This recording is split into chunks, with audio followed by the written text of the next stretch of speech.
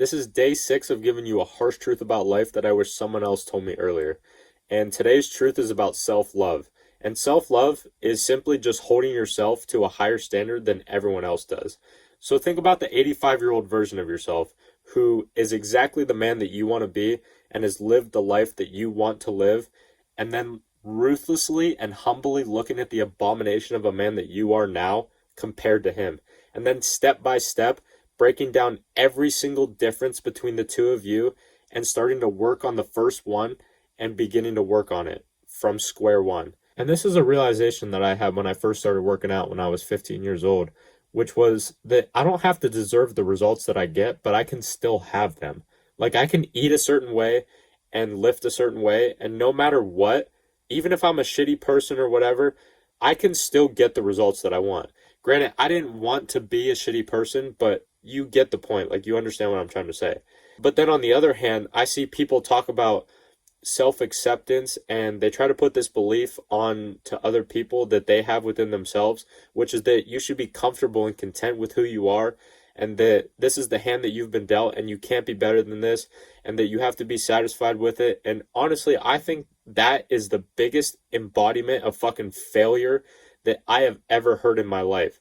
It's borderline fucking insulting and just straight up egotistical to even think like that. Instead, self-acceptance, for me at least, is accepting the fact that I'm 5'7", I was adopted into a working class family in a city of 7,000 people, and if I was to fight against any of those things, it's like fighting against gravity, and it's a battle that I'm gonna lose every single time.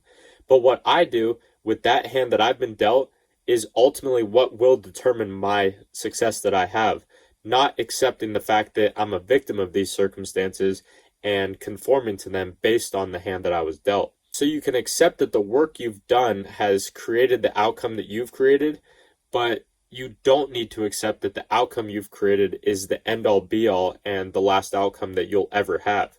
So thinking again about our 85-year-old selves, I'm thinking now that I don't deserve to be him right now, but I can still do the things to create him and go through the shit and the suffering and the pain and the failures in order to become him. And no one is doing this shit. I haven't seen anyone talk about this.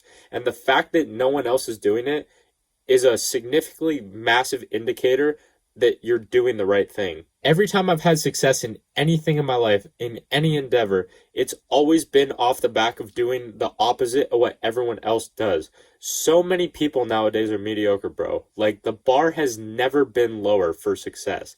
If you just consistently go to the gym 3 times a week and have more than like $1,000 in your bank right now, you're already above more than half of your fucking competition.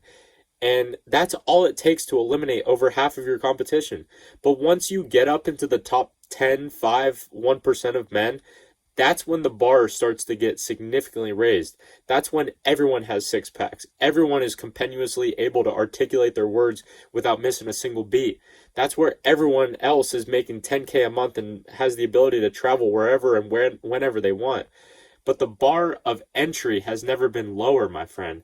If you have the opportunity right now to have a device in front of you to be able to listen to me speak to you right now, you have the ability to take one thing from this video or any video that I've ever made and apply it and take the first step into changing your life for the better. You can do this, bro. I believe in you. And soon enough, there will be a private community of men from this channel that have the sole mission of improving their lives so that you can feed off of the information and the lessons and the motivation that you will get from myself and the other members of the tribe every single day so that we can all simultaneously level up together and enjoy the fruits of our labor. And I'll see you tomorrow for day 7.